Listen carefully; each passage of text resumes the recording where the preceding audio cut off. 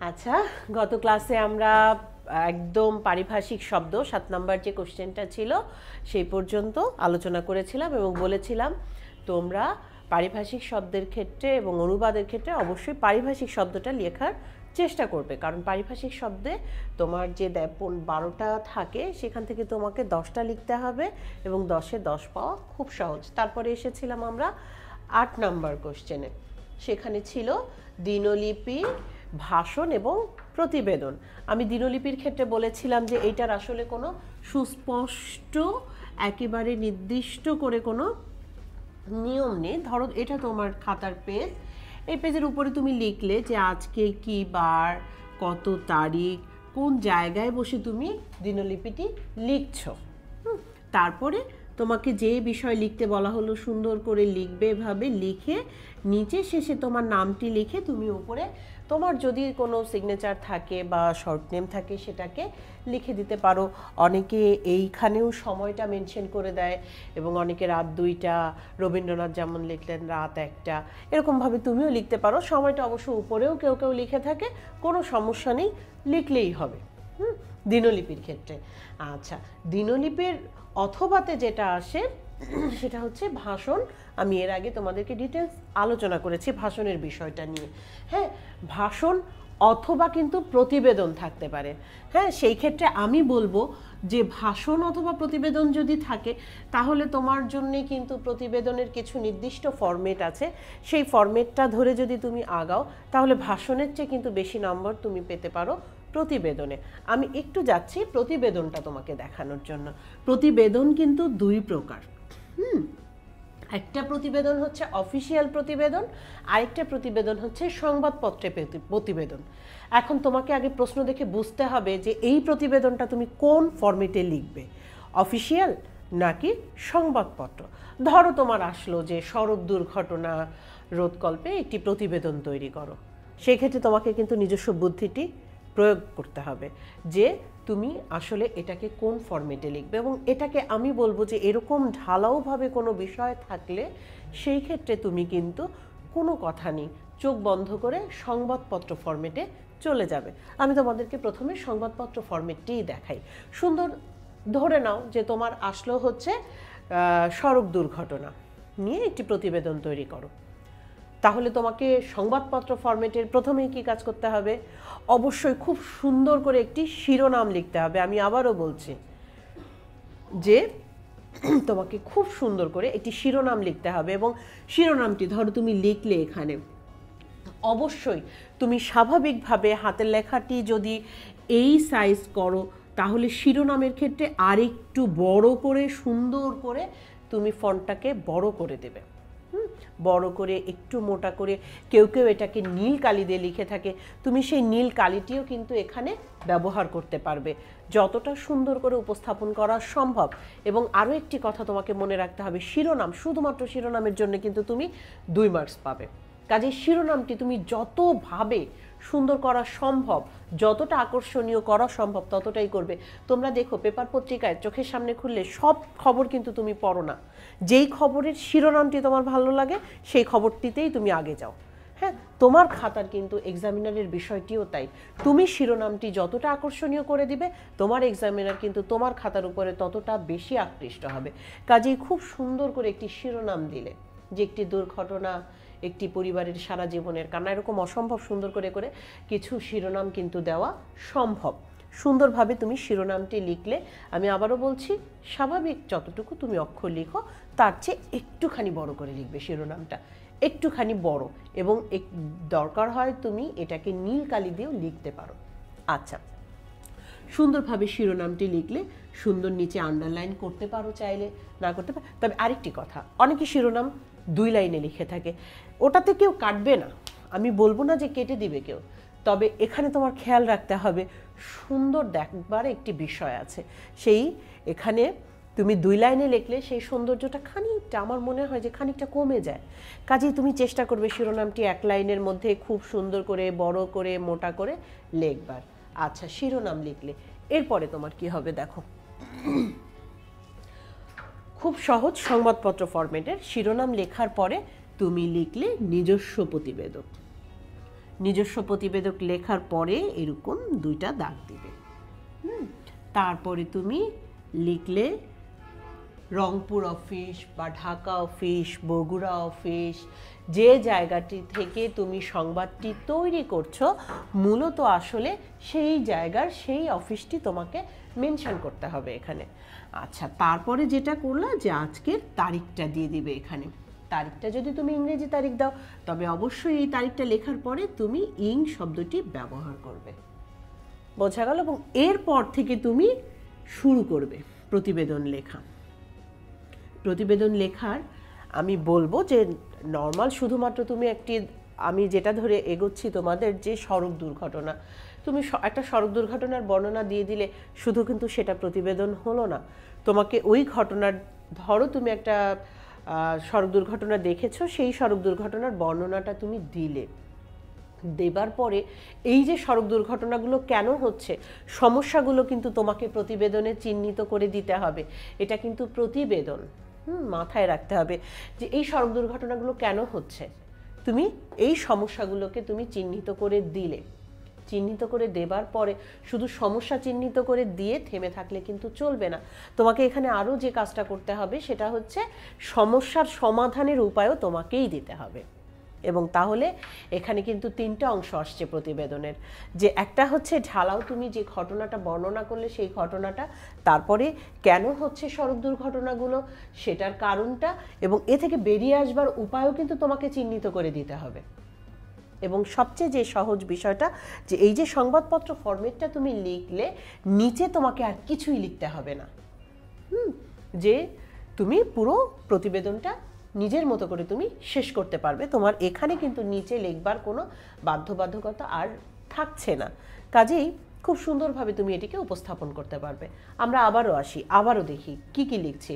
যদি সংবাদপত্র হয়, ধরো আমরা এর আগেরটা করলাম হচ্ছে সড়ক দুর্ঘটনা নিয়ে, এটা আমরা করি দ্রব্যমূল্যের ঊর্ধ্বগতি নিয়ে, ঠিক আছে, আসলো প্রতিবেদন এরকম খুব সুন্দরভাবে অসহনীয় জনজীবন, দ্রব্যমূল্যের ঊর্ধ্বগতি, অসহনীয় জনজীবন নামে সুন্দর একটা শিরোনাম তুমি দিয়ে দিলে। তার মানে প্রথম দিচ্ছ একটি শিরোনাম, শিরোনামটি একটু আকর্ষণীয় করে দিতে হবে, একটু বড় করে, একটু মোটা করে দিতে হবে। তারপরে দেখো যে সংবাদপত্র ফরম্যাটে তুমি এখানে প্রথমে লিখছো নিজস্ব সংবাদদাতা, নিজস্ব সংবাদদাতার পরে 2টো দাড়ি দিয়ে তোমাকে আবার লিখতে হবে যে কোন অফিস থেকে তুমি প্রতিবেদনটি তৈরি করছো সেটা, এবং তারপরে তুমি তারিখটি যদি তুমি ইংরেজিতে লিখে থাকো অবশ্যই ইং শব্দটি তুমি ব্যবহার করবে, এবং এরপরে তুমি প্রতিবেদনটি লিখবে, তৈরি করবে। দ্রব্যমূল্যের ঊর্ধ্বগতিতেও তুমি যদি এই প্রতিবেদনটি লিখো তাহলে এখানেও কিন্তু তোমাকে সমস্যা চিহ্নিত করতে হবে এবং সেখান থেকে বেরিয়ে আসবার সমাধানগুলোও কিন্তু তোমাকেই দেখাতে হবে। হ্যাঁ, তাহলেই কিন্তু একটি প্রতিবেদন পূর্ণাঙ্গ একটি চেহারা পাবে। অনেকেই এই ভুলটি করে থাকে যে একটা ঘটনা দিয়ে প্রতিবেদন লেখাটি শেষ করে ফেলে, সেটি কিন্তু কখনোই প্রতিবেদনের পূর্ণাঙ্গ চেহারা পেল না। আচ্ছা, এটা গেল আমাদের 8 নম্বর প্রশ্ন, আমরা প্রতিবেদন তৈরি করলাম। আচ্ছা, এরপরে 9 নম্বরে তোমাদের যে প্রশ্নটি থাকবে সেটি হচ্ছে ইমেল। তোমরা আজকালকার ছেলে মেয়ে আমাদের যে ইমেল লেখাটা অনেক অনেক বেশি তোমরা জানো, আমরাই বরং তোমাদের কাছ থেকে এই বিষয়টি ভালো করে শিখে নিতে পারি। আজকাল সবার মোটামুটি একটা ইমেল অ্যাড্রেস থাকে, যেহেতু তোমাদের প্রত্যেকের একটা করে ফেসবুক আইডি আছে। ফেসবুক আইডি হলেই 2টা জিনিস লাগেই, হয় একটা ফোন নাম্বার, না হয় একটা ইমেল অ্যাড্রেস। আমরা আগে যারা ফেসবুক আইডি খুলেছি তাদের প্রত্যেকের কিন্তু ইমেল অ্যাড্রেস দিয়ে ফেসবুক খুলতে হতো। কাজে আমি ধরেই নিচ্ছি প্রত্যেকেই ইমেলটা আসলে পারো। তারপরেও আমরা কিছু অফিসিয়াল ফরম্যাট থাকে।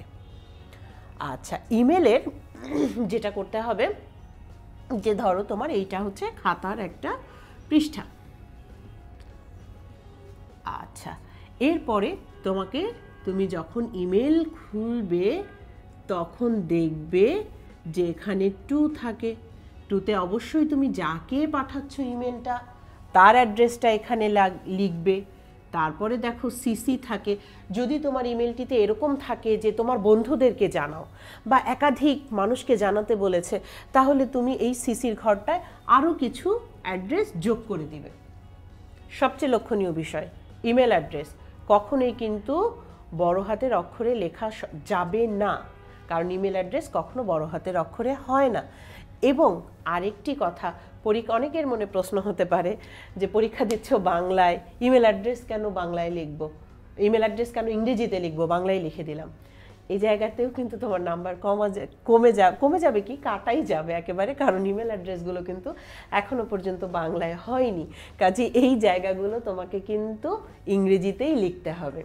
তাহলে গেল প্রথম একটা মূল ইমেল অ্যাড্রেস তুমি এখানে দিলে, অবশ্যই ছোট হাতের অক্ষরে সুন্দর করে।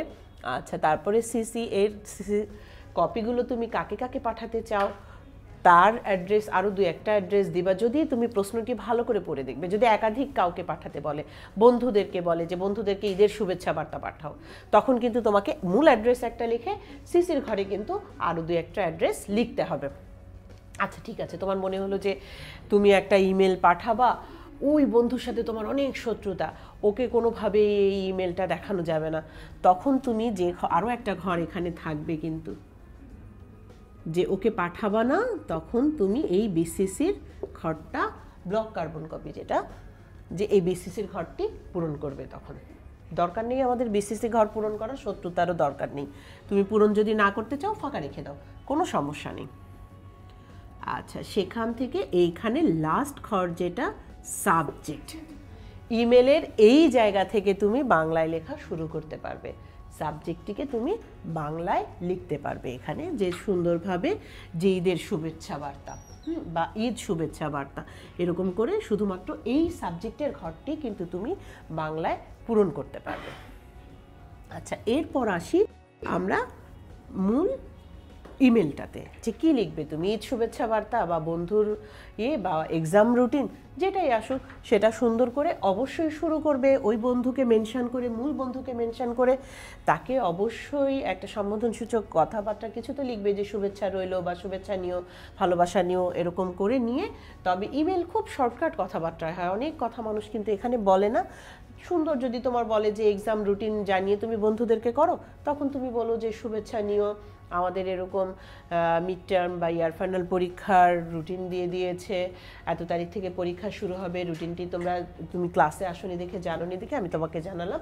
নিচে সুন্দর করে সব কিছু লিখে একদম কাট তথ্যগুলো দিয়ে নিচে লিখতে পারো শুভেচ্ছান্তে, দিয়ে তোমার নামটি লিখবে খুব সুন্দর করে।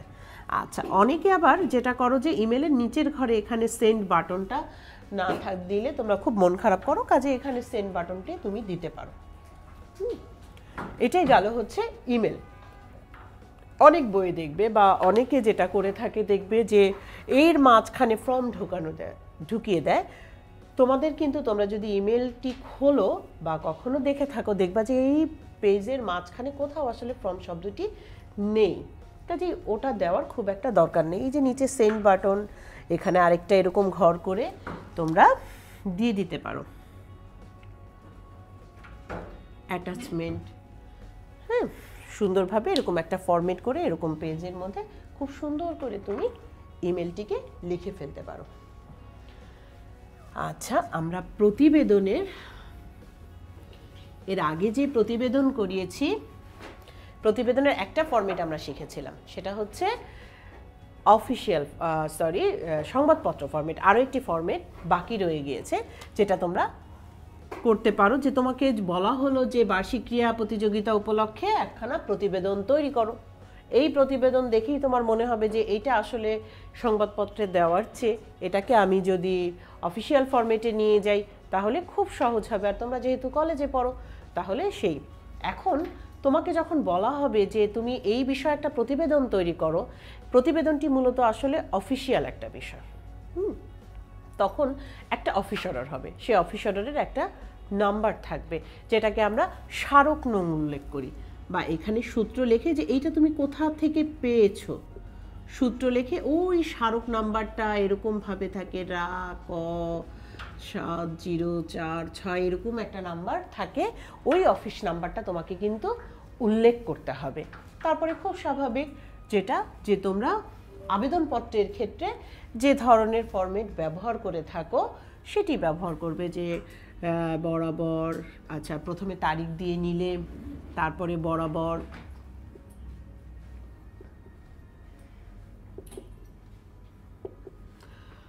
বরাবর অধ্যক্ষ, কলেজ অ্যাড্রেস সব কিছু দিয়ে এখানে আসবে বিষয়। বিষয় তুমি অবশ্যই তোমাকে যে বিষয়ে, যে বার্ষিক ক্রীড়া প্রতিযোগিতা সম্পর্কিত প্রতিবেদন, বা তোমাকে যে বিষয়ে দেয় যে নজরুল জন্মজয়ন্তী উদযাপন উপলক্ষে প্রতিবেদন যেটা দেয়, সেই অনুযায়ী তুমি তোমার বিষয়টিকে কিন্তু লিখবে। এরপরে তুমি দেখো বিষয়ের পরে সবসময় কিন্তু তোমরা যেটা লিখে থাকো জনাব, সেই জনাবটিই লিখবে এখানে। তবে জনাব লেখার পরে কথাটা একটুখানি পরিবর্তিত হবে, একটুখানি পরিবর্তন হয়ে যাবে। যে তুমি শুরুতে লিখবে যে বিনীত নিবেদন এই যে, এটা লেখার পরে তোমাকে অবশ্যই প্রতিবেদনের ভাষায় যেতে হবে। তোমাকে লিখতে হবে বিনীত নিবেদন এই যে স্মারক নাম্বার, এইটা হচ্ছে সেই স্মারক নাম্বার। স্মারক নাম্বার এত অনুযায়ী আপনার আদেশক্রমে আদিষ্ট হয়ে, এইটা কিন্তু হচ্ছে তোমার প্রতিবেদনের ল্যাঙ্গুয়েজ, প্রতিবেদনের ভাষা, অফিসিয়াল প্রতিবেদনের ভাষা। এটা অবশ্যই মেনশন করতে হবে যে আপনার আদেশক্রমে আদিষ্ট হয়ে যে কলেজ থেকে তুমি লিখছো সেই কলেজের নাম লিখে যে এই কলেজের বার্ষিক ক্রীড়া প্রতিযোগিতা সম্পর্কিত প্রতিবেদন নিম্নে উপস্থাপন করা হলো। এখানে একটা জিনিস বলবার মতো, যে প্রতিবেদন যখন তুমি লিখবে তখন তো অবশ্যই লিখবে যে বার্ষিক ক্রীড়া প্রতিযোগিতায় কী কী হয়েছে সব লিখবে। সব মানে সবই, শুধু ভালো ভালো ঘটনা ঘটেছে বিষয়টি তা না, যে এত মিটার দৌড় হয়েছে, এই হয়েছে, অমুক প্রধান অতিথি এসেছিল, অত তারিখে হয়েছিল, একেবারে ডেট তারিখ সব কিছু দিয়ে, অত তারিখে হয়েছিল, অমুক প্রধান অতিথি হিসাবে এসেছিল, এরকম এরকম বিভিন্ন কথা তুমি লিখলে, ভালো ভালো কথা লিখলে, সমস্ত খুব সুন্দর হয়েছিল। তবে একটা জিনিস মাথায় রাখতে হয়, প্রতিবেদন হচ্ছে একেবারে সূক্ষ্ম, প্রত্যেকটা বিষয় তোমাকে তুলে ধরতে হবে। কাজেই সেখানে খারাপ কিছু দিক তো প্রত্যেকটা ঘটনারই ঘটে, সেই খারাপ দিকগুলোও কিন্তু উল্লেখ করতে হবে। সংবাদপত্র প্রতিবেদনে তুমি যেমন লিখে এসেছিলে যে তোমাকে সমস্যা সমাধান, এখানেও যে ভালো ঘটনার পাশাপাশি এই অনুষ্ঠানটা করতে গিয়ে তুমি এই ঝামেলার সম্মুখীন হয়েছিলে, সেগুলো যেমন বার্ষিক ক্রীড়া প্রতিযোগিতা এরকম যে আমরা দেখি যে প্যান্ডেলে কিছু ছেলেমেয়েরা দুষ্টুমি করছে, মারামারি করছে, এরকম কিছু অপ্রীতিকর ঘটনা ঘটে থাকে। সেই ঘটনাগুলোও তোমাকে উল্লেখ করতে হবে, কিন্তু মানে একেবারে সূক্ষ্ম বিষয়গুলো তোমাকে তুলে নিয়ে আসতে হবে। এবং সব শেষে যেটা, যে তুমি অতএব বিষয়টি মহোদয়ের সদয় অবগতির জন্য উপস্থাপন করা হলো বা পেশ করা হলো, এই কথাটি লিখে তারপরে বিনীত নিবেদক, অবশ্যই তখন তুমি লিখবে প্রতিবেদকের নাম, প্রতিবেদকের পদবি, প্রতিবেদন দাখিলের তারিখ, এই তিনটা বিষয়।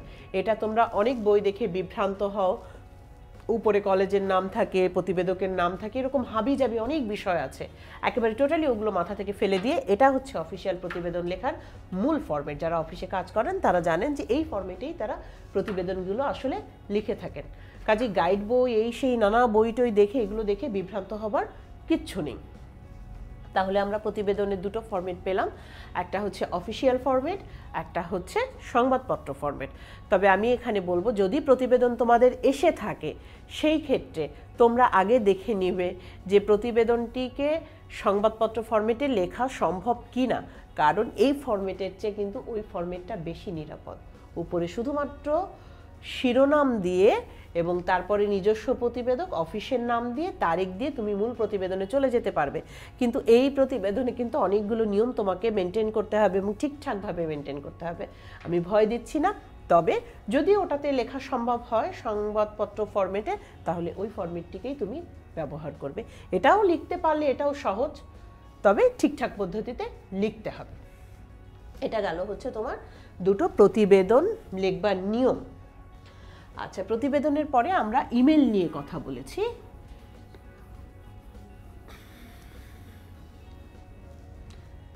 প্রতিবেদনের পরে আমরা ইমেল নিয়ে কথা বলেছিলাম, যে ইমেলে কয়েকটি বিষয় দেখবার মতো বিষয় আছে, যে যেমন ইমেলে অবশ্যই ঠিকানাগুলো যেটা হবে কখনোই বাংলায় লেখা যাবে না, তারপরে ছোট হাতের অক্ষর লিখতে হবে, তারপরে তোমাকে বুঝতে হবে আসলে এখানে সিসি চেয়েছে কি চায়নি। যদি একাধিক কারো কাছে চায় সেক্ষেত্রে তোমাকে সিসি দিতে হবে। যদি তোমার বিসিসি ঘরটা দেওয়াও তাহলে ওখানেও পূরণ করতে হবে, এভাবে দিয়ে ইমেল।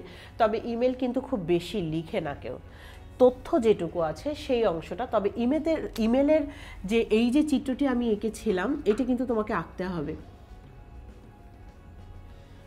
বাংলার দ্বিতীয় পত্রের মার্কস কিন্তু অনেকটা এক্সামিনারের তোমার খাতা প্রেজেন্টেশনের উপরে ডিপেন্ড করে, নির্ভর করে।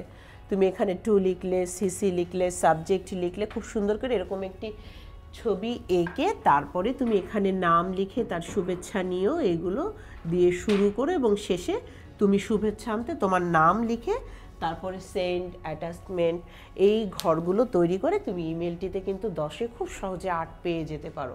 এখন প্রশ্ন করতে পারো 8 কেন, 10-এ 10 9 কেন? 10-এ 10 9 কারণ হচ্ছে তুমি এখানে যে লেখাটি লিখবে ওই লেখাটিকে তোমাকে সর্বোচ্চ সুন্দর করতে হবে, সেটি করাটা একটু কষ্টকর, সেই জন্য 10-এ 10 9।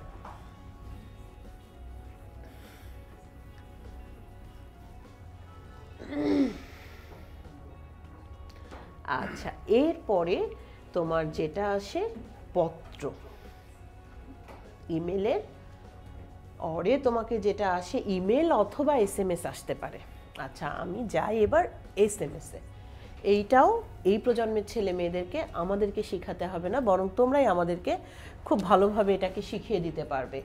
SMS-এর ক্ষেত্রেও তুমি খুব সুন্দর করে একটা ঘর এঁকে নিতে পারো, খুব সুন্দর করে একটা ঘর, আমার মতো এরকম বাঁকা তারা না, খুব সুন্দর করে একটা ঘর এঁকে নিলে, ঘর এঁকে নিয়ে তোমাকে SMS যে বিষয়ে দিতে বলা হলো যে তোমার মায়ের জন্মদিনের শুভেচ্ছা জানিয়ে বা বন্ধুর জন্মদিনের শুভেচ্ছা জানিয়ে বা বন্ধু ভালো রেজাল্ট করেছে তার শুভেচ্ছা জানিয়ে, এরকম নানা রকম। কিন্তু SMS শব্দটার মানে কিন্তু তোমাকে বুঝতে হবে, এটা খুদে বার্তা, মানে ছোট।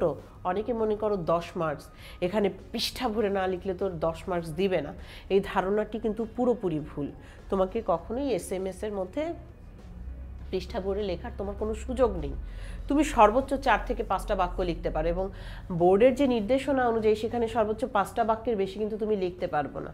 এবং অনেক সময় তোমাকে দিয়েও দেয় যে তুমি 5টি বাক্যের মধ্যে জানিয়ে দাও, তোমাকে 5টি বাক্যই লিখতে হবে। ওখানে ক্যারিশমা দিয়ে খাটিয়ে তুমি অনেক বড় লিখে দিলে অনেক নাম্বার আসবে না, 0 আসবে সেক্ষেত্রে। কাজেই তুমি 5টি বাক্যের বেশি তো যেতেই পারবে না, SMS-এর সর্বোচ্চ মান হচ্ছে 5টি বাক্য। এবং খুব সুন্দর করে এখানে তুমি লিখলে প্রিয় মা, যদি মাকে কিছু লিখতে বলা হয় লিখে তুমি বার্তাটি লিখলে, মাকে শুভেচ্ছাটি জানালে, জানিয়ে নিচে তোমার নামটি লিখলে। SMS-এর বা খুদে বার্তার কিন্তু মূল ফরম্যাট এইটুকুই। এর সাথে অনেকে উপরে নিজের নাম্বারটি লিখে নিচে যাকে পাঠানো হচ্ছে তার নাম্বারটি লিখে দেয়। আর এর চেয়ে বেশি লিখবার মতো SMS-এ আর কিচ্ছু নেই। আমি আবারও বলছি যে অনেকে হয়তো তোমার নিজে যে নাম্বার থেকে প্রেরণ করা হচ্ছে সেই নাম্বারটি, এবং নাম্বারটি অবশ্যই ক্রস দিয়ে লিখো তুমি, আর নিচে যাকে তুমি দিবে তার নাম্বারটি লিখতে পারো, এর চেয়ে বেশি। আর এখানে যাকে লিখছো তাকে, আর এখানে যে লিখছো সে, এই দুইটি নাম তুমি ব্যবহার করতে পারো। এর বাইরে SMS বা খুদে বার্তা আর লিখবার মতো কিছু নাই। আমি আবারও বলছি, SMS বা খুদে বার্তা 5টি বাক্যের বেশি কখনোই লিখতে যাবে না, সেখানে কিন্তু তোমার নেগেটিভ মার্কিং হবার সম্ভাবনা থাকে। নেগেটিভ মার্কিং মিন্স সরাসরি নেগেটিভ মার্কিং না, এক্সামিনার যখন খাতা দেখবে তখন খুদে বার্তাকে তুমি বড় বার্তা বানিয়ে দিলে তখন কিন্তু সে মনে মনে ফরম্যাটটা হয়নি ধরে নিয়ে তোমাকে কিন্তু সে অনেক নাম্বার কমিয়ে দিতে পারে। কাজেই 5টি বাক্যের বেশি আমাদের যাওয়ার সুযোগ নেই। আচ্ছা, ইমেল অথবা SMS, হ্যাঁ যেটাই আসুক, বা ইমেল অবলিক SMS আসলে সেই ক্ষেত্রে SMS লেখাটাই কিন্তু অনেক নিরাপদ। SMS অনেক কম লিখতে হয়, অনেক কম লিখে তুমি অনেক বেশি নাম্বার পেতে পারো। আচ্ছা, এরপরে তোমার যেটা আসলো পত্র। অনেক রকম পত্র আসতে পারে, চাকরির আবেদনপত্র আসতে পারে, জেনুইন যে আবেদনপত্র, এটা তোমরা অনেক ছোটবেলা থেকে, ছোট ক্লাস থেকে শিখে আসছো।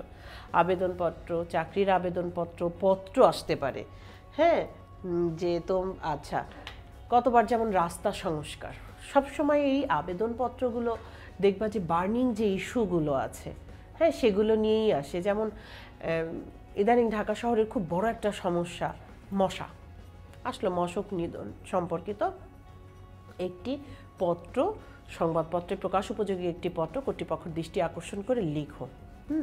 যখনই তোমার যে কর্তৃপক্ষের দৃষ্টি আকর্ষণ করে সংবাদপত্রে লিখতে হবে, আমি আবারও বলছি সংবাদপত্রে লিখতে বলবে, তখন কিন্তু তোমাকে একটা নির্দিষ্ট ফরম্যাটে যেতে হবে। দুইটা অংশে, মূলত দুইটা অংশে চলে যেতে হবে। চিঠির একটা অংশ যাবে সম্পাদকের বরাবর, একটা অংশ যাবে কিন্তু পত্রিকায়। কাজেই সম্পাদকের বরাবর যে চিঠিটি যাবে সেটিকে তোমার সেই নির্দিষ্ট নিয়ম অনুযায়ী তোমরা জানো, সেই উপরে তারিখ দিয়ে বরাবর সম্পাদক, দৈনিক প্রথম আলো, দৈনিক ইত্তেফাক, যা খুশি একটা পত্রিকার নাম দিলে, সেই পত্রিকার ঠিকানা দিলে, ঠিকানা দিয়ে তারপরে তোমাকে এখানে একটু কথা বলে রাখি যে সংবাদপত্র প্রকাশ উপযোগী আবেদনপত্রে কিন্তু কখনো বিষয় দিতে নেই, বিষয়টা আসলে ওভাবে আসে না, এবং এইটার ভাষাটাও একটু অন্যরকম।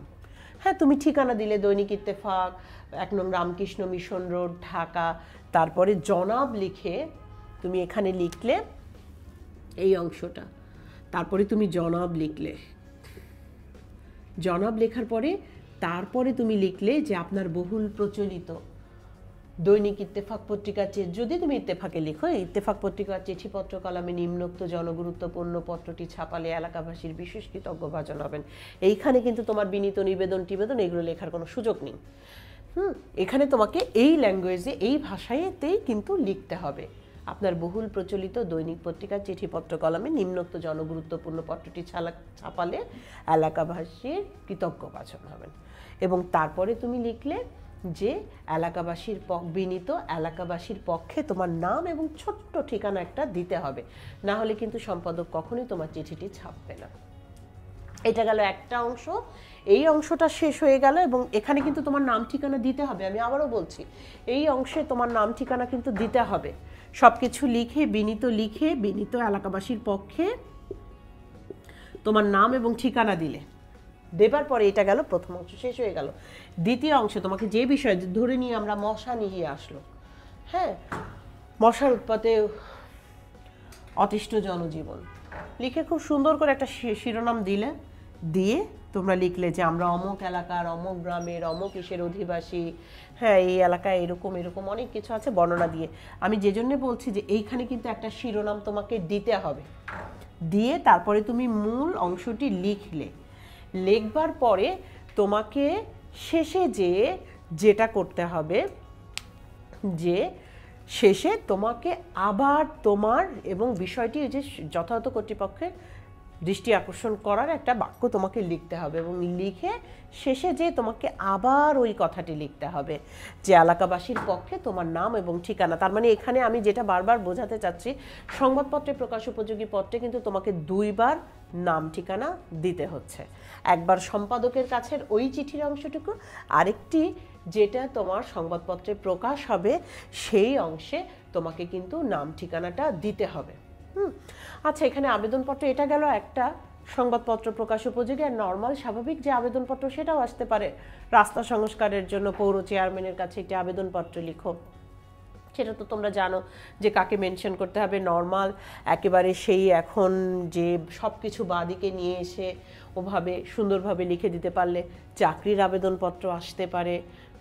এগুলো তোমাদের জন্য সবই গুরুত্বপূর্ণ। তবে তুমি একটু যেটা করবে যে এটার অবলিকে কিন্তু আসে হয় ইমেল, না হয় SMS, এবং সেই ক্ষেত্রে আমি প্রথম থেকেই তোমাদেরকে বলেছি যে আমাদেরকে একটু সময় বাঁচাতে হবে। সময় যদি বাঁচাতে চাও সেক্ষেত্রে তোমাকে সবচেয়ে ভালো হবে যদি SMS আসে, তুমি SMS লিখলে। SMS আসেনি, ধরো ইমেল তো আসবে, তাহলে ইমেল লিখলে।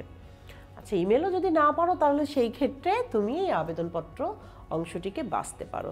তবে যদি তুমি সময় বাঁচাতে চাও এবং একটি করে এই ইমেল বা SMS কিন্তু তুমি মুখস্থ করছো না, জাস্ট ওই সময় তুমি তোমার উপস্থিত বুদ্ধি খাটিয়ে যদি জিনিসটি লিখে আসতে পারো তাহলে কিন্তু তোমার অনেকটা সময় বেঁচে যাবে।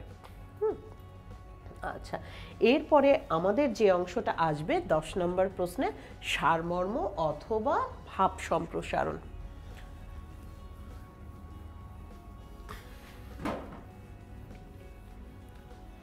সারমর্ম শব্দটা দিয়েই বোঝা যায় কিন্তু মূল কথাটি আমাদেরকে লিখতে হবে,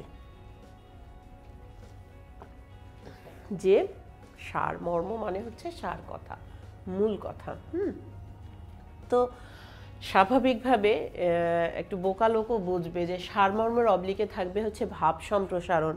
ভাব সম্প্রসারণ ঠিক সারমর্মের বিপরীত। সারমর্ম হচ্ছে যত কম কথায় তুমি মূল বিষয়টাকে ফুটিয়ে তুলতে পারবে। এবং এখানে আমি একটা বিষয় তোমাদেরকে বলে নিই যে বোর্ডের পরীক্ষক মাত্রই জানেন, কিন্তু সারমর্মটাকে তোমাকে ফুটিয়ে তুলতে হবে 3 থেকে 4টা বাক্যে, তার বেশি কিন্তু এটাকে মান হিসেবে ধরা হয়। অনেকে প্রশ্ন করে কতটুকু লিখবো, এটি একটি বোকার মতো প্রশ্ন, কারণ অনেকের দেখা যায় হাতে লেখা অনেক বড় বড়, হ্যাঁ, অনেকের অনেক ছোট ছোট, কাজেই কতটুকু লিখবো, কতই লিখবো, তো এটা কিন্তু কোনো প্রশ্ন না। বিষয়টি হচ্ছে যে তুমি কয়টি বাক্যে জিনিসটাকে শেষ করলে। সারমর্ম আমি আবারও বলছি যে 3 থেকে 4টি বাক্যের মধ্যে মূল ভাবটাকে তুমি ফুটিয়ে তুলবে। এর অবলিকে অথবাতে থাকবে তোমার কিন্তু ভাব সম্প্রসারণ। ভাব সম্প্রসারণ মানেই হচ্ছে তোমার ভাবটাকে সম্প্রসারিত করা। তুমি অনেক সময় দেখতে পারো যে সারমর্মটা পড়ে দেখতে কোনোভাবেই তুমি বুঝতে পারছো না, তোমার পক্ষে বোঝা সম্ভব হচ্ছে না, হ্যাঁ, তখন তুমি ভাব সম্প্রসারণে যেতে পারো। কিন্তু আমি বুদ্ধি দিব তোমাদেরকে সারমর্মটাকে উদ্ধার করার চেষ্টা করে ওটাকে তুমি সুন্দরভাবে লিখো। তবে হ্যাঁ, যে যদি কোনোভাবেই না পারো, বুঝতে না পারো, কিন্তু ভাব সম্প্রসারণটি তুমি লিখতে পারবে, যে কোনোভাবেই হোক লিখতে পারবে, সেক্ষেত্রে তুমি কিন্তু ভাব সম্প্রসারণে যাবে। ভাব সম্প্রসারণের ক্ষেত্রে অনেকে প্রশ্ন করে যে কোটেশন ইউজ করতে পারবে কি পারবে না। অবশ্যই পারবে, তবে অবশ্যই সেটাকে প্রাসঙ্গিক হতে হবে। এবং ভাব সম্প্রসারণটি 3টি প্যারার মধ্যে লিখবে। আর সারমর্মে কখনোই প্যারা করতে যাবে না। একটা প্যারার মধ্যে খুব সুন্দর করে 3টা থেকে 4টা বাক্য, আমি বারবার বলছি 3টা থেকে 4টা বাক্য লিখবে। আর ভাব সম্প্রসারণ 3টি প্যারা করবে। প্রথম প্যারাতে থাকবে শুরুর একটু কথা, যে এটাই আসলে কি তুলে ধরেছে, এই ভাব সম্প্রসারণটি আসলে কি বোঝাতে চেয়েছে। তারপরে দ্বিতীয় প্যারায় সেটাতে তুমি লিখবে যে ভাবটাকে সম্প্রসারিত করে, এবং সেখানে অবশ্যই প্রাসঙ্গিক কিছু উদাহরণ তুমি টানবে। ভাব সম্প্রসারণ উদাহরণ সম্বলিত হলে কিন্তু মার্কসটা ভালো আসে। এবং শেষ প্যারায় তুমি শেষ কথাটি লিখবে। তবে আবারও বলবো যে এই অংশটা থেকে তুমি চেষ্টা করবে সারমর্মটা দেওয়ার, তবে পারো না পেরে জোর করে দেবার কোনো দরকার নেই। আচ্ছা, এরপরে আসি আমরা আমাদের একেবারে শেষ, যেটা 11 নম্বর প্রশ্নে যেটা আসে, সেটা হচ্ছে সংলাপ। দুই বন্ধুর মধ্যে আসতে পারে, মা ছেলের মধ্যে আসতে পারে, মা মেয়ের মধ্যে আসতে পারে, শিক্ষক ছাত্রের মধ্যে আসতে পারে সংলাপ। তবে তুমি এখানে একটু বিষয়টি বুঝে নিবে। সংলাপ রচনা করা তোমাদের জন্য কোনো কঠিন কাজ না, তোমরা আমাদের চেয়ে এটা ভালো পারো। তবে বিষয়টি একটু বুঝে নিলেই তুমি প্রাসঙ্গিকভাবে উত্তর করতে হবে। আর একটা কথা, সংলাপে ছাত্ররা যেটা তোমরা ভুল করো, ছাত্রছাত্রীরা যেটা ভুল করে থাকো, যে তোমরা বন্ধু আসলো, তোমরা খুব সুন্দরভাবে খাতার মধ্যে লিখে দিচ্ছ তুই, এই সেই, তোমাদের কিছু কমন ভাষা আছে, জোশ, চরম, খাইছে, এই জাতীয় বন্ধুর মতো বন্ধুদের মধ্যে এসছে, তুমি লিখে দিলে এই জাতীয় ভাষা দিয়ে। এই কাজটি কখনো করবে না। যখনই তুমি পরীক্ষার খাতায় লিখছো, তুমি মাথায় রাখবে যে তোমাকে মান বাংলায় লিখতে হবে। সেখানে কখনোই তুই শব্দটি বরং এড়িয়ে যাবে, অবশ্যই তুমি দিয়ে শুরু করবে। হ্যাঁ, বন্ধুদের সাথে তোমরা তুই দিয়ে বলো, কিন্তু খাতায় লিখবার সময় তুমি মান বাংলাটিই লিখবে। আর ওই যে তোমাদের প্রজন্মের যে কিছু শব্দ আছে, খাইছে, জোশ, চরম, এই জাতীয় শব্দগুলোকে তোমরা কখনো খাতায় ব্যবহার করবে না। আমি আবারও বলছি, সংলাপ রচনার সময় ভাষাগত সৌন্দর্যের দিকে তোমরা খেয়াল রাখবে। তোমাদের তরুণ প্রজন্মের যে শব্দগুলো, হ্যাঁ, নিজেদের মধ্যে বন্ধুদের মধ্যে ব্যবহার করো, সেই শব্দগুলোকে এড়িয়ে সুন্দর মান বাংলায় ধরে ধরে প্রাসঙ্গিক, এবং শুরুতে কিন্তু তুমি লিখবে যে কেমন আছো, এই যে এই ধরনের, হ্যাঁ, কথা, যে সম্বোধন সূচক যে বাক্যগুলো আছে সেগুলোকে দিয়ে তুমি শুরু করবে। তাহলে দেখবে যে জিনিসটা তোমার সুন্দর হবে। তো আমাদের এটা গেল সংলাপ। অবশ্যই আমি আবারও বললাম যে দুই বন্ধু, মা ছেলে, মা মেয়ের মধ্যে কথোপকথন আসতে পারে, সেগুলোকে তুমি মাথায় নিয়ে নিবে। আচ্ছা, এরপরে সংলাপ গেল। আচ্ছা, আরও একটি বিষয় সংলাপে কিন্তু খেয়াল করবার মতো বিষয় আছে। সংলাপে কিন্তু মার্কস, আমি এখন যে অংশগুলো নিয়ে কথা বলছি প্রত্যেকটা অংশের মান কিন্তু 10 করে, এটা তোমাকে মাথায় রাখতে হবে। সংলাপেও 10, কাজেই 10 যখন সংলাপে, তখন কিন্তু তোমাকে বাক্যগুলো সেই অনুযায়ী লিখতে হবে। কম করে হলেও 10-এর মধ্যে তোমাকে 10 জোড়া বাক্য লিখতে হবে। 2 বন্ধু 10 জোড়া মানে হচ্ছে 20টা বাক্য তোমাকে লিখতে হচ্ছে, কম করে হলেও। এটা একটা মান। হ্যাঁ, বলছি না যে এটা লিখলেই তুমি 10-এ 10 পেয়ে যাবে, বিষয়টা তা না। তবে আমি এটা একটা সাধারণ মানের কথা বলছি যে তোমাকে 10টা বাক্য কম করে হলেও লিখতে হবে, এবং বাক্যের ভাষাগত সৌন্দর্যটাকে তুমি কিন্তু রক্ষা করবে। কোনোভাবেই তোমাদের প্রজন্মের ভাষা দিয়ে কিন্তু সংলাপ রচনা করবে না বা করা যাবে না। সেক্ষেত্রে কিন্তু এক্সামিনার তোমার প্রতি বিমুখ হবে এবং তোমাকে নেগেটিভ মার্কিংয়ে নিয়ে যাবে। আচ্ছা, সংলাপের অথবাতে যেটা আমাদের আসবে সেটা হচ্ছে খুদে গল্প। খুদে গল্প, খুদে মানে হচ্ছে ছোট্ট একটা গল্প লিখতে তোমাকে বলবে।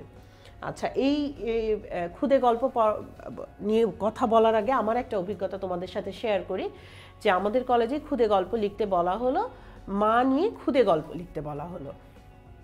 বেশিরভাগ ছেলে মেয়ে যে ভুলটি করলো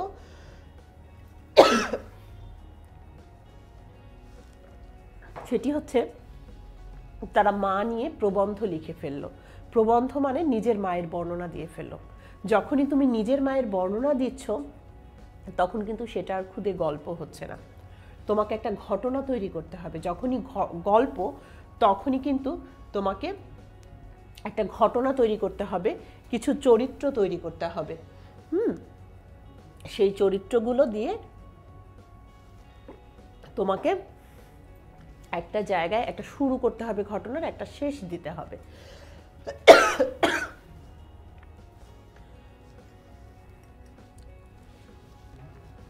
ঘটনার চরিত্র এবং শুরু এবং শেষ তোমাকে আনতে হবে, না হলে কিন্তু কোনোভাবেই তোমাকে এটা খুদে গল্প বলা যাবে না। গল্পের জন্য তোমাকে ঘটনা দাঁড় করো। মা নিয়েই লিখলে তুমি, হ্যাঁ ঠিক আছে, মাকে নিয়ে একটা ঘটনা তৈরি করো, কিছু চরিত্র তার মধ্যে ঢুকাও, ঢুকিয়ে চরিত্র এবং ঘটনা, গল্পটার শুরু থাকতে হবে, শেষ থাকতে হবে, সব কিছু মিলিয়েই তারপরে কিন্তু একটি গল্প দাঁড়াবে। এটা মাথায় খুব ভালোভাবে নিয়ে নিবে যে খুদে গল্প মানে কিন্তু প্রবন্ধ না, কোনো কিছু ঢালাও বর্ণনা মানে হচ্ছে প্রবন্ধ। গল্প এবং প্রবন্ধের পার্থক্যটি তোমাকে বুঝতে হবে। গল্পের মধ্যে অবশ্যই ঘটনা থাকবে, চরিত্র থাকবে, গল্পের শুরু থাকবে, গল্পের শেষ থাকবে, তাহলেই। তবে এখানে আমি তোমাদেরকে যেটি বলবো সেটি হচ্ছে সংলাপ আর খুদে গল্পের মধ্যে আমাকে যদি বাঁচতে বলা হতো তাহলে আমি কিন্তু সংলাপে যেতাম, কারণ সংলাপে নির্দিষ্ট একটি বিষয় থাকে, ধরে ধরে এক একটা কথোপকথন থাকে, তাহলেই তুমি কিন্তু, এবং এখানে কিন্তু ভাষার সৌন্দর্য বলো, ওই যে খুদে গল্পে যে সীমাবদ্ধতা তোমাকে দেওয়া হয়েছে, ঘটনা, চরিত্র এবং একটি গল্পের শুরু থাকতে হবে, শেষ থাকতে হবে, এত সব ক্রাইটেরিয়া, এত সব মানদণ্ড কিন্তু সংলাপের মধ্যে নেই। সংলাপে শুরুর কথাগুলো সাধারণত সম্বোধনবাচক যে বাক্যগুলো থাকে সেটা হলে হবে, এবং শেষ কথা, যে একটা কথা শেষ করছো তুমি, সেটা থাকলে মোটামুটি সংলাপটি তুমি লিখে দিতে পারবে। এই ক্ষেত্রে কিন্তু তোমার কোনো ঝামেলা নেই। আসছি আমাদের শেষ অংশ, যে রচনা। রচনা তোমাদের গতবার 5টি রচনা ছিল, তার মধ্যে যে কোনো একটি রচনা তোমাদেরকে করতে বলা হয়েছিল। আচ্ছা, রচনা নির্বাচনের ক্ষেত্রেও কিন্তু তোমাকে একটু টেকনিক্যাল হতে হবে। অনেক রচনা থাকে, 5টি রচনা মানে অনেক রচনা, এবং তুমি যদি খুব ভালো করে খেয়াল করো তাহলে দেখবে ওই 5টি রচনার মধ্যে একটি রচনা আসবে তোমার বিজ্ঞান, তথ্য এবং তত্ত্বের, একটি রচনা তোমাকে দিবে সমস্যা এবং সমাধানের, একটি রচনা দিবে আমাদের বাংলাদেশের প্রেক্ষাপটের একটি সম্ভাবনাময় রচনা, যে এই খাতটা বা এই শিল্পটায় সম্ভাবনা আছে, এরকম একটা শিল্প ধরে দিবে। তো এই ক্ষেত্রে, এবং একটি রচনা থাকবে তোমার সাহিত্যিক রচনা, আরেকটি রচনা থাকবে তোমার নীতি, নৈতিকতা, এরকমভাবে কিন্তু ভাগ করা থাকে, চেতনাগত রচনা যেটাকে বলে, ভাগ করা থাকবে। তো এখান থেকে যদি তোমাকে পছন্দ করে দিতে বলা হয় তাহলে সেই ক্ষেত্রে আমি বলবো যে তথ্য এবং তত্ত্বগত রচনার যেটা আছে সেটাকে তুমি ফার্স্ট পছন্দে রাখবে, কারণ এখানে তথ্য তোমাকে কিন্তু অনেক ভাষাগত মান, অনেক কিছু খেয়াল রাখতে হচ্ছে না। তুমি এখানে তথ্য উপাত্ত দিয়ে কিন্তু সুন্দর করে রচনা শেষ করতে পারবে, বিজ্ঞানমূলক রচনা। গতবারই যেমন এসেছে তোমাদের বিদ্যুৎ আধুনিক জীবন, তার মানে এবার কিন্তু কৃষি আসতে পারে, এবার কিন্তু কম্পিউটার আধুনিক বিশ্ব আসতে পারে, দৈনন্দিন জীবন ও বিজ্ঞান আসতে পারে। এরকম কম্পিউটার বা দৈনন্দিন জীবন বিজ্ঞান খুব সম্ভাবনা আছে এবার চলে আসবার। এবং তুমি যদি এই দুটো রচনা, এবং অবশ্যই তুমি পয়েন্ট করে করে সুন্দর করে তুমি দিতে পারবে, ওখানে দিয়ে অবশ্যই তুমি এই জায়গাগুলো, অনেক সম্ভাবনাময় একটা ক্ষেত্র এটা, কিন্তু তারপরে এর কিছু সীমাবদ্ধতা থাকে, এর কিছু অপকারী দিক থাকে, এর কিছু অপকারিতা থাকে। হ্যাঁ, সেইগুলো কিন্তু তোমাকে মেনশন করতে হবে, সেই পয়েন্টটা কিন্তু তোমাকে আনতে হবে। এবং এই জায়গায়ও কিন্তু তোমাকে সব সম্ভাবনা দেখালে বিজ্ঞানের ক্ষেত্রে শেষে কিন্তু এই পয়েন্টটিও তোমাকে তুলে ধরতে হবে, তাহলেই কিন্তু পরিপূর্ণ বা পূর্ণাঙ্গ হবে। এরপরে তুমি যদি আমাকে বলা হয় ঠিক আছে বিজ্ঞান আসেনি, তুমি সমস্যা সমাধানে চলে যাও। সমস্যা সমাধানও যদি না পাও, তুমি তোমার শিল্প, যেটা গতবার যেবার আসছে পোশাক শিল্প, এবার খুব সম্ভাবনা আছে তোমাদের পর্যটন শিল্প আসতে পারে। বাংলাদেশের প্রত্যেকটা পর্যটন ক্ষেত্রগুলো তুমি দেখাও, হ্যাঁ, এর অসুবিধাগুলো দেখাও, নানাগুলো দিক চিহ্নিত করো, চিহ্নিত করে মোটামুটি 15-16টা পয়েন্ট তুমি দাঁড় করালে এবং উপসংহার শেষ দিয়ে কিন্তু তারপরে তোমার এই শিল্পের সম্ভাবনা কতটুকু বাংলাদেশে সেটার বিষয়টাকে দাঁড় করাও। একটা ডেটা তৈরি করো তথ্য উপাত্ত দিয়ে, যে অমুক সালে এই খাত থেকে এত আয় হয়েছিল, তাহলে তোমার নাম্বার পাওয়া কিন্তু কেউ আটকাতে পারবে না। এবং এই ক্ষেত্রে কিন্তু তোমরা অনেক সময় একটু ফাঁকিবাজি করো, যে রচনা কতটুকু পড়বে, কে পড়বে, কি পড়বে না পড়বে, ভেতরে খুব হাবিজাবি লিখে রাখো। এক্সামিনার, তোমরা সবসময় মনে রাখবে এক্সামিনারের চোখ কিন্তু ওই জায়গায় ঠিকই পড়বে, এবং তুমি যে পয়েন্টগুলো লিখছো সেই পয়েন্টগুলো কতটুকু প্রাসঙ্গিক সেটাও কিন্তু সে ঠিকই চিহ্নিত করে ফেলবে। কাজেই খুব সাবধান, প্রাসঙ্গিক পয়েন্ট দিয়ে, প্রাসঙ্গিক সব কিছু দিয়ে তুমি রচনাটি লিখবে। কোনোভাবেই এই জায়গায় আসলে আমাদের খুব একটা ফাঁকিবাজির সুযোগ নেই।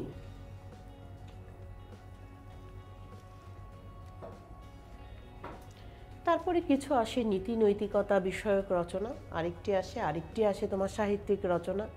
যাই হোক, আমি সাহিত্যিক রচনা, হ্যাঁ, তুমি যদি নিজের উপরে খুব ভীষণ রকম আত্মবিশ্বাসী হও যে এই রচনাটি তুমি পারবে, তোমার ভাষাগত মান অনেক ভালো, তুমি লিখতে পারো, কোনো সমস্যা নেই। সেক্ষেত্রে মানে নীতিগত বা কোনো রকম সমস্যা নেই আসলে। তবে নম্বর পাওয়ার ক্ষেত্রে আমাদেরকে একটু টেকনিক্যাল হতে হয়। সেই টেকনিক্যাল জায়গাটা থেকে আমি তোমাদেরকে বলবো যে তোমরা যদি বিজ্ঞানমূলক রচনায় আসো তাহলে নাম্বারটা অনেক ভালো আসবে। তারপরে যদি সমস্যা সমাধানে আসো সেখানেও একটা ভালো নাম্বার আসবে।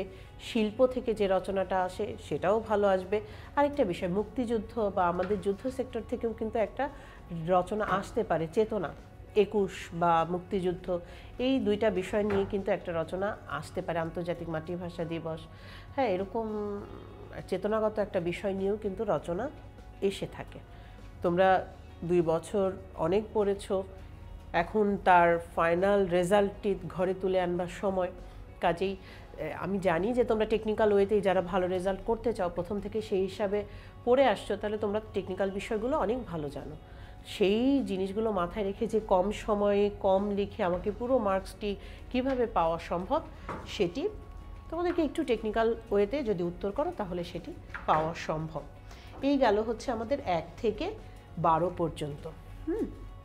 সব প্রশ্ন আমি আবারও বলি, 1-এর বানানের ক্ষেত্রে বানান শুদ্ধি, 1-এর উচ্চারণের ক্ষেত্রে উচ্চারণগত বানান যেটা, 2-এর বানান শুদ্ধিকরণ, এরকম প্রত্যেকটা যদি তুমি যেগুলোই পুরোপুরি বর্ণনাত্মক প্রশ্নের চেয়ে তোমাকে যদি শর্ট কোশ্চেনগুলো অ্যান্সার করো তাহলে কিন্তু তুমি নাম্বারটা ভালো পেতে পারো। আর মাথায় রাখবে দ্বিতীয় পত্র পুরোটি তোমাকে কিন্তু লিখে উত্তর করতে হবে। কাজে এখানে সময় বিভাজনটা তুমি আগে থেকে না করে নিয়ে গেলে কিন্তু একটু বিপদেই পড়ে যাবে। কাজে সময় বিভাজনটা করবে, আবার দেখা যাবে হাত ব্যথা হয়ে যাচ্ছে, অনেক দিন লেখো না, কাজে একটু প্র্যাকটিসও করে যাবে। সব কিছু মিলিয়ে যে করতে পারবে সেই আসলে শেষ ফলাফলটা ঘরে তুলে নিতে পারবে। সবার জন্য শুভকামনা, সবাইকে শুভরাত্রি।